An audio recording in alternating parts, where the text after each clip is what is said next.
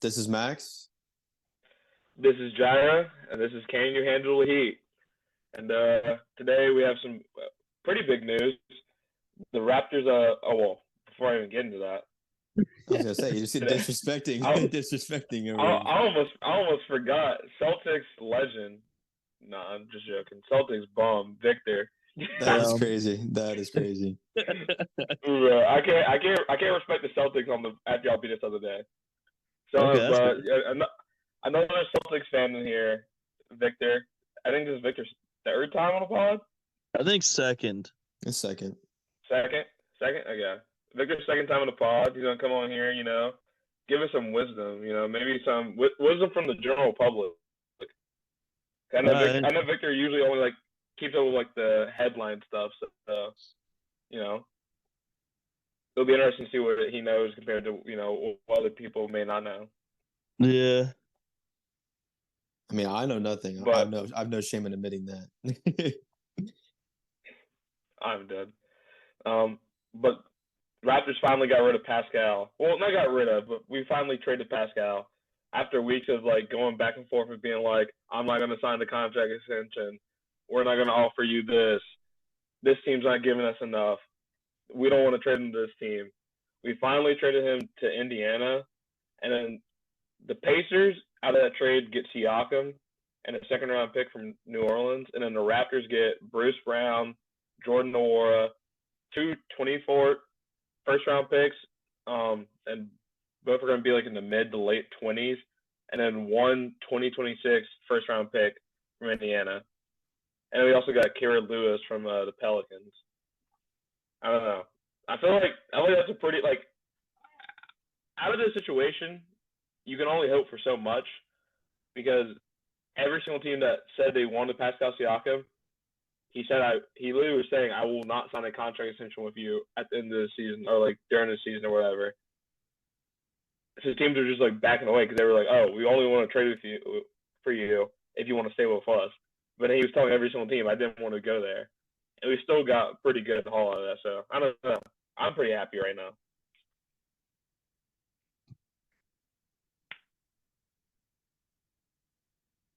No, that's all right. I was gonna let Victor jump in. I was waiting on you. I'll say my thoughts after you. I don't know. I mean, we've talked about y'all shipping Pascal for a while now. Just because you said Pascal and Scotty occupy that same space. And I feel like for y'all to get the return you did, it's great. I mean, I don't know what your draft capital was looking like for future, but I don't think y'all have used it up really. At least I can't think of it when y'all would have. So the fact that y'all are building up 3 first-round picks is definitely big. As well as, I mean, the Pacers aren't ever going to be a team that I feel like that are going to compete for the Eastern Conference Finals. Maybe that's their ceiling to me. This reminds me of the young Celtics team, where I just sort of had 2 guys that are really solid and then a cast of mid. I don't know. Yeah. And then it's the worst of the Jazz and the Thunder's pick or something like that.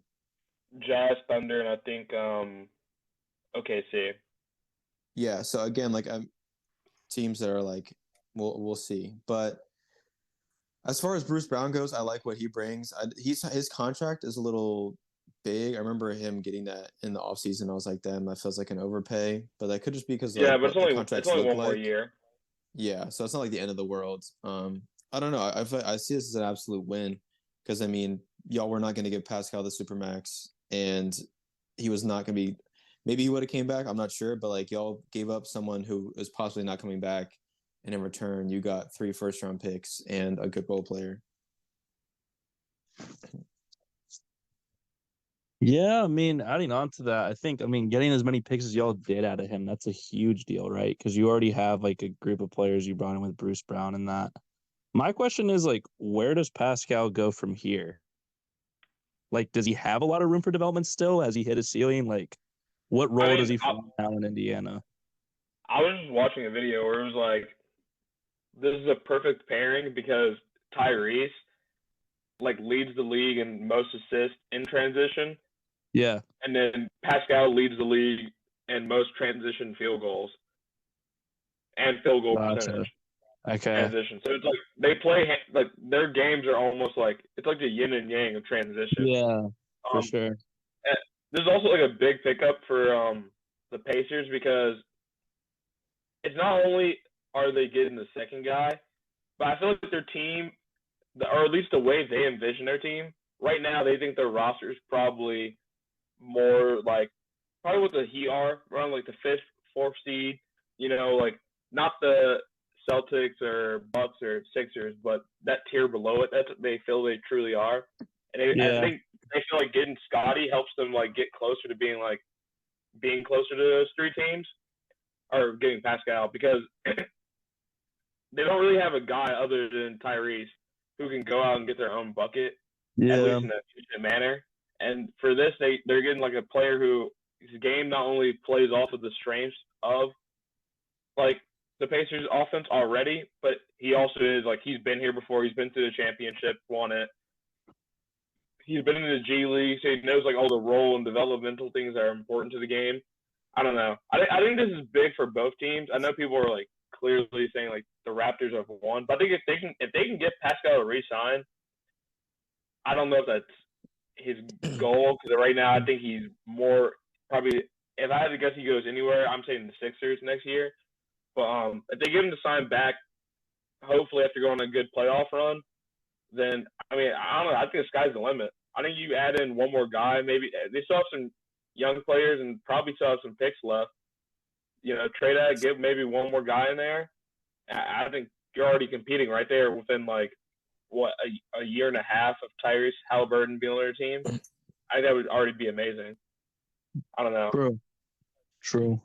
I mean, I think that point you brought up about like in-game experience is huge, right? Because you now have, or at least Indiana has kind of the setup where they have stars. We're aware that they can play in big games, but like having a veteran like Siakam, he's not even old like that, but like having someone, as you said, who's been there and done the whole damn thing is huge. That gives your team so much more confidence going into these playoffs because they're a lock to be there. And we've seen like through the play-in or through the midseason tournament and all that they're legit. They can play real games at a real pace and keep up with the best teams in the East. It's just a matter of seeing how long they can do it for.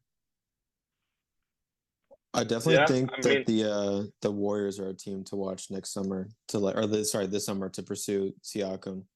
I mean, if they're trying to really use up Curry's last few years, I think that they should throw a bag at Scotty and get rid of someone like Clay or Draymond to help free up Cap or Chris Paul, whatever it takes. I mean, that is someone they said they were looking for a 7-foot scorer the other day. So I don't know if they're looking for that in the trade block, whatever. But if it's not like you don't find that at the trade deadline, I would just take it easy. You get a better pick, someone who's ready to like can compete like straight away, maybe like an older college player or someone that like can at least give you all like a spark off the bench, and then sign Scotty. And I think that's not Scotty, Pascal, and then that's someone that can honestly put them in the conversation for Western Conference Finals. No, I mean I understand that, but I feel like if the Warriors really were on that energy and were really about going to that level, I mean, why wouldn't you just go get Pascal right now? Why even waste half a year of of Curry's time where if you're saying every single year matters, then like go compete with this team right here. I mean, I don't know how much like because it was the problem of waiting to sign a player in free agency, like that could work for them, but then it's going to be the question of how are they going to make the money work? Because Clay doesn't get an extension, and it's like, okay, well, if Clay's gone and Chris Paul is gone, that's two people who maybe were regressing in their play, but were still some of your like top 8 best players on your team that are already gone right there. And then it's like, is Draymond, do you still want to keep Draymond, or is he too much of a liability, not only because of like his play hasn't been as of good, but then also his like attitude problems, like will he continue like lashing out? So then like that's already questions right there. I don't know. I think it's really been talked about a lot, honestly, and people aren't harping on it enough. The Warriors are like kind of like a sinking ship, and it's kind of just like you're kind of just seeing who's jumping off first. And I mean, of course, I don't think Curry leaves. I think even if they went into like a complete tank, which they have done already, like a few years ago when they had James Wiseman. Curry still stayed. But it'll be interesting to see how adamant, because I think unlike previous years, this year he's actually shown his frustration a lot more. Like on the bench, he doesn't even look like he's like happy. Like their whole entire like thing has just been like joy.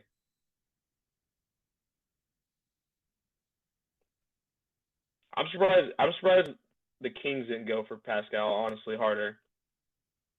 I think after that, the package was Barnes, someone else in the first round pick or something like that. Yeah, but like I feel like if they really wanted Pascal, I feel like they could have gone a lot harder. I don't know why Pascal was so okay with going to the Pacers instead of the Kings, where I almost see those as two,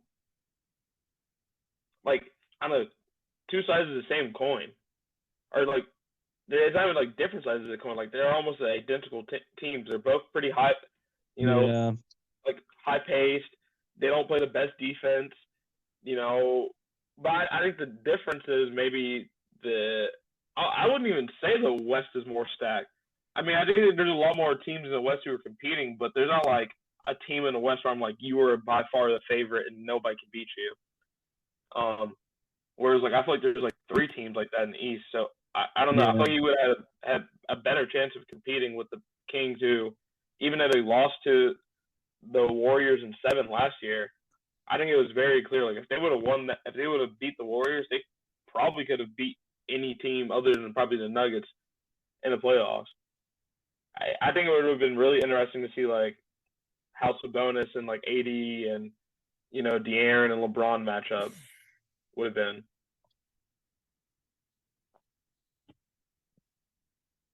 Where are the Kings right now in the West? They're 6. Man, so yeah, they're middle 7. Of the. Yeah. Yeah. I mean, and then the Pacers are 6 super in the East. Packed in. The West is super packed in. Every team's like a game off. Yeah. Yeah. I'm curious to see how that ends up. I just think it's so, because I feel like the 3 in the East are so solidified, and I feel like it's been that way for a while. Where like, I mean, of course the Heat have gone on their runs, but other than the Heat, who like none of the other teams have even really made a dent in those top 3 teams. It's always been one of those 3 top teams competing for the top spot, and usually the top 2, because the Sixers still haven't made it to the conference finals yet. They never will. I was gonna say that. You beat me to the punch. I think if they make it, it will be this year. Yeah, they look pretty good this year. But Celtics Sixers Eastern Conference Finals would feed families. I'm curious to see how the Bucks end up doing. I mean, after the Bucks did what they did to the Celtics last game we played against them, I'm not feeling the best about it. Series. We were missing a couple people though, weren't we? Yeah. I mean, legitimately, when you think of the Bucks, do either one of y'all like think my team has no chance? No,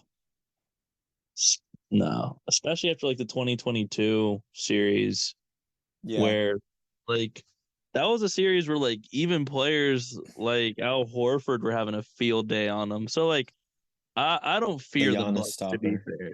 Yeah, like I don't fear them. However, I do think it is a series that they have to be really cautious about, because if you go down 2 games in that series, you're gonna need a Tatum 60 piece to bring us back, which is exactly what happened. But like since then, I think we're on about the same level as the Bucks. I think that's a very evenly matched series.